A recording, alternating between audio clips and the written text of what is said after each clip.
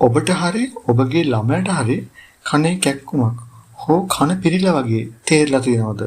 එහෙනම් එයාට තියෙන්නේ ඔටයිටිස් මීඩියා කියන කනේ කෙසෙම කියන තත්ත්වය. අපි වෛද්‍යවරයන් අහමු මොකද්ද මේ කියලා.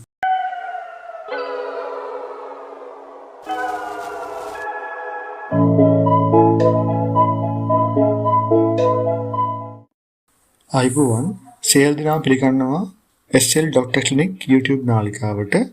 අද අපි කතා කරන්න යන්නේ කනේ සෙම කියන තත්ත්වය ගැන. එනම් ඔටයිටිස් මීඩියා කියන තත්ත්වය සම්බන්ධයෙන්. මේක කනේ ඇතිවෙන ආසාදනයක්. ගොඩක් වෙලාවට බැක්ටීරියාවන්ගේ තමයි ඇති වෙන්නේ. මේ නිසා කන පිරිලා වගේ හරි කනේ කැක්කුමක් වගේ දෙයක් ඔබට එන්න පුළුවන්. අපි මුලින්ම බලමු කනේ ව්‍යුහය සම්බන්ධයෙන් කෙටියෙන්.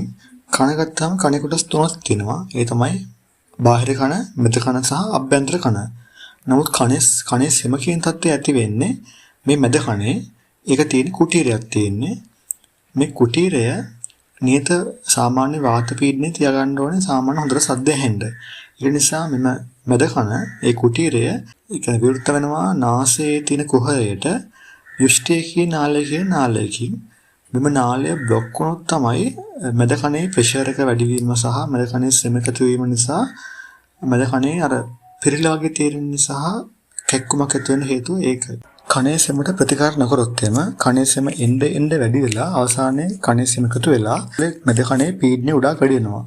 බාහිර කන සහ මෙද කන අතර තියෙන කම් බෙරය පුපුරලා එතනින් එළියට සෙම ගතිය එන්න පුළුවන් ද්‍රවයක් විදිහට ඔයාලට පේනවා. එතකොට මෙන්න කනේ මොනවා හරි එනවා කියලා. ඉතින් මේ කනේ සෙම ගත්තාම වර්ග තුනක් තියෙනවා. එකක් තමයි පළවෙනි එක කනේ සෙම සමග සැරව වෙන්න පුළුවන්. ඒතර මෙතනදී ගොඩක්කට සැරව තියෙනවා කියන අනිවාර්යයෙන්ම මේක බැක්ටීරියා ආසාදනයක් වෙන්නේ. ඉතින් අර ගොඩක්කට මේක වැඩිපුරම තියෙන්නේ වැඩිහිටියන්ගේ. සාමාන්‍යයෙන් ඒතර මේ කනේ සෙම ගතිය සාමාන්‍යයෙන් සති 3ට අඩු කාලයක් තමයි රෝගයට කැක්කුම තියෙනවා. ඊට අමතරව කන පිරලා වගේ තියෙනවා. දෙවෙනි එක කනේ සෙම හැබැයි සැරව නැහැ. මේකදී ගොඩක් වෙලාවට කන පිරලාගේ රෝගයට තේරෙනවා. නමුත් සරව මොකුත් නැහැ කියන්නේ අනිවාර්යයෙන්ම බැක්ටීරියාගේ ආසාදනයක් නැහැ. ඒක තරලෙ විතරයි. එතකොට කන පිරලා තියෙනවා. නමුත් කැක්කුමක් නැහැ. කන ඇහෙනවා අඩු වෙන්න පුළුවන්. ඒ සත්‍යයක් තියෙනවා. මේකට අපි කියනවා සාමාන්‍යයෙන් ඉංග්‍රීසියෙන් ග්ලූ ඉයර් කියලා. ග්ලූ එකක් වගේ කනේ තියෙනවා වගේ තේරෙනවා. නිදන්ගත සෙම රෝග තත්ත්වය මේ ගොඩක් වෙලාවට තියෙන්නේ පොඩි ළමයින්ට. සාමාන්‍ය අවුරුදු මාස 2 ඉඳන් අවුරුදු 6 දක්වා ළමයින්ගේ සහ පාසල් යන්න යන ළමයින්ගේ දකින්න හම්බ වෙනවා. සාමාන්‍ය රෝහලට යන ළමයින්ගේ ගොඩක් වෙලාවට තියෙන රෝග තත්ත්වය තමයි මේ කනේ සෙම රෝග තත්ත්වය. ඉතින් ගොඩක් වෙලාවට කන් බෙරේ පුපුරලා තමයි තියෙන්නේ. කින්ද ලොකුට කනේ රිදිල්ලක් නැහැ. නමුත් කනෙන් එක ද්‍රාවණයක් වගේ එන්න පුළුවන්. ගොඩක් කාලය යෑමත් සමග ඒක කන ඇසීමට බලපාන්න පුළුවන්. කන ඇසීම ගොඩක් අඩු වෙගෙන යන්න පුළුවන්. කනේ සෙම තත්ත්වයට බලපාන සාධක. නිතර ඇතිවෙන පපුවේ සෙම තත්ත්වය, ගුරේ සෙම තත්ත්වය, සෙම් ප්‍රතිශාව, නාසය બ્લોක් වෙන එක, ඇලර්ජික් තත්ත්වය, ඇලර්ජික් රයිනයිටිස් වගේ හැමදාම උදේ පාන්දර පීනස් තත්ත්වයන්, සයිනසයිටිස් වගේ තත්ත්වයන් මේකට බලපානවා. සිගරට් දුම්පානය කරනවා නම් ඒ දුමත් මේකට ඇති වෙන්න එක හේතුවක් වෙනවා. කනේ සෙම තත්ත්වයට බහුතරයක් බලපාන්නේ බැක්ටීරියා ආසාදන. ගොඩක්ලාට නියුමෝනියා කියන බැක්ටීරියාව, හිමෝෆිලස් කියන බැක්ටීරියා තමයි ගොඩක්ලාට හේතු වෙන්නේ.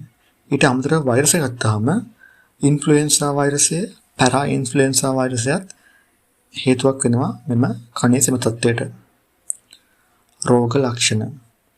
ගොඩක් වෙලාවට මේ කනේ සෙම තත්ත්වයේදී ඔබට දැකත හැකිවන්නේ කන පිරුණු ස්වභාවයක්, ෆුල්නස් එකක් තමයි තියෙන්නේ.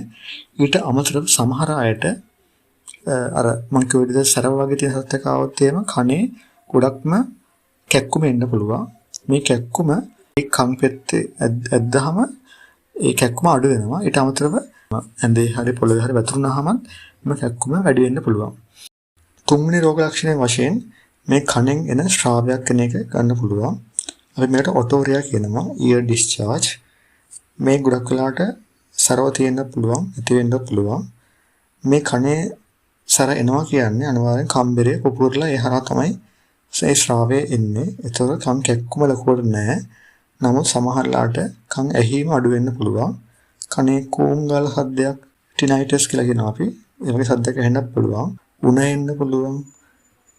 ඊට අමතරව කැරකිල්ලක් පවා එන්න පුළුවන් සමහර අයට. උදේ පාන්දර පීනස් ගතිය, සයිනසයිටිස් ගතිය, වගේම නිතර හැදෙන පපුවේසම හෝ උගුරේසම ගතිය. රෝග විනිශ්චය. කනේ සෙම කියලා අපි රෝග විනිශ්චය කරන්නේ සායනිකව. මෙහිදී ලේ පරීක්ෂණ හෝ රසායන පරීක්ෂණ සිදු කරන්න අවශ්‍ය නැහැ. රෝගියාගේ කන පරීක්ෂා කරනවා ඔටෝස්කෝප් කියන උපකරණයෙන් කරලා ඒක බලලා අපිට කියන්න පුළුවන් මේක කනේ සෙම තත්ත්වයක්ද නැද්ද කියලා. මොකද කම්බරය බල්ජින් ඉදිමිලා වගේ පෙන්වුම් කරනවා රතු පාට වෙලා. ඒක අනිවාර්යයෙන්ම කනේ සෙම තත්ත්වයක් තමයි තියෙන්නේ. ප්‍රතිකාර. සමහර අයගේ කනේ සෙම ගතිය ඇති වෙලා ඉක්මනින් නැතිලා යන්න පුළුවන්. උදාහරණ වශයෙන් වෛරස් වලින් ඇතිවන තත්ත්වයන්. ඉතින් අඩු වෙලා ගියේ නැත්නම් අපි ප්‍රතිජීවක පාවිච්චි කරනවා ඇන්ටිබයොටික්ස්. මේක අපි බොන ප්‍රතිජීවක හරි කනට දාන ear drops කියලා ප්‍රතිජීවක අපි පාවිච්චි කරන්න පුළුවන්. සාමාන්‍යයෙන් amoxicillin සහ coamoxiclav තමයි අපි බොන්න දෙන්නේ. හැබැයි රෝගියා penicillin කියන ප්‍රතිජීවක වලට ඇලර්ජික් නම් ආසාදිතාවක් එනවා නම් අපි ඇසිත්‍රොමයිසින් සහ ක්ලින්ඩමයිටින් වගේ ප්‍රතිජීවක පාවිච්චි කරනවා. කැක්කුමට අපි පැරසිටමෝල් සහ NSAID පාවිච්චි කරන්න පුළුවන්. ඒක අඩු වෙන්නේ නැත්නම් අපි ඊළඟට තියෙන අධීර තමයි ඔපරේෂන් කරන සැත්කම් කරන එක. සැත්කම් යටතේ අපි කරන්නේ කනේ කම්බරේ පොඩි කැපුමක් දාන එක. ඒ හරහා සියලුම ශ්‍රාවයන් අකුල් කනේ ඉඳලා එලෙට එන්න පුළුවන් ලේසියෙන්ම. එතකොට මේකට කියනවා අපි මිරින්ගොටොමි කියලා. බලලා එතනට පොඩි බට කෑල්ලක් දානවා. ඊටාම කුඩා බට කෑල්ලක්. ඒ හරහා සියලුම මෙද කනේ සියලුම දේවල් එලෙට එනවා. එහෙම ඇවිල්ලා ඉවරනට පස්සේ නිකම්ම ඒ ප්ලාස්ටික් බටේ වගේ කෑල්ල හැල්ලා ගිහිල්ලා නැවත කම්බරය හා වෙලා සාමාන්‍ය හතරටපත් වෙන්න පුළුවන්. මේකට කියනවා මිරින්ගොටොමි කියලා. මේකෙදි අපි දාන බට කෑල්ලට කියනවා ටිම්පනොස්ටොමි ටියුබ්. හෙවත් ග්‍රොමට් කියලා කියනවා. මේට අමතරව නිදන්ගත කනේ සෙම සත්‍යයන් තියෙන කට්ටිය ඉන්නවා, රෝගීන් ඉන්නවා, කම්බරේ පැල්ලා සරව සෑහෙන්න දින කන ඇතුලේ. මේ අයට මේ හැමෝටම අපි මේකට ඇන්ටිබයොටික් වලින් ප්‍රතිජීවක වලින් පමණක් විසඳුමක් හම්බෙන්නේ නැහැ. මෙයාලගේ කනේ තියෙන ඒවා සරව අයින් කරන්න ඕනේ. ඒකෙදි අපි කනට කියන්නේ ඔබේ වෛද්‍යවරයා විසින් කන ඔටෝස්කෝප් එකක් පාවිච්චි කරලා කන දිහා බලමින් වියලි පුළුන් කැලි වගේ පාවිච්චි කරලා සම්පූර්ණයෙන්ම ඒ තියෙන සියලුම කුණු සහ සරව අයින් කරන්න ඕනේ. ඒකට විකල්පයක් වශයෙන් හයිඩ්‍රජන් පෙරොක්සයිඩ් පාවිච්චි කරනවා කන ඇතුළට දාලා ඒ කුණු ඉවත් කරන්න, සරව ඉවත් කරන්න. එහෙම සම්පූර්ණයෙන් ඉවත් වුණාට පස්සේ තමයි අපි ඇන්ටිබයොටික් ඒවත් ප්‍රතිජීවක කන්ට දාන ear drops තියෙනවා. ඒවා අඳුරනවල දෙන්න ඕනේ. නිකම්ම දාලා තේරුමක් නැහැ. කන සුද්ධ කරන්න ඕනේ අනිවාර්යෙන්ම. මේට අමතරව ඔබගේ වෛද්‍යවරයා විසින් කනට කන දිහා බලාගෙන කනට වැකියුම් ක්ලීනර් වගේ පොඩි සක්ෂන් ටියුබ්ස් දාලා කනේ සියලුම කුණු දේවල් අයින් කරන්නත් පුළුවන්. ඒ ප්‍රතිජීවක වශයෙන් ear drops වශයෙන් සාමාන්‍යයෙන් අපි පාවිච්චි කරන්නේ ofloxacillin, ciprofloxacillin සහ සමහර ස්ටීරොයිඩ් සහ ඇන්ටිබයොටික් කම්බිනේෂන් ear drops තියෙනවා. ඒවත් පාවිච්චි කරනවා.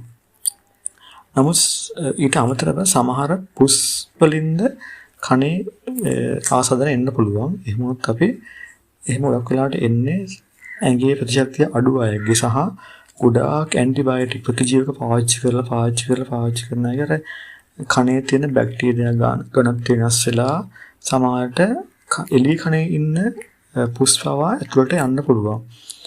එහෙම අවස්ථාවලදී අපි ඇන්ටි ෆංගල් කියන ඒ දිලීර වලට එරෙහි වෙන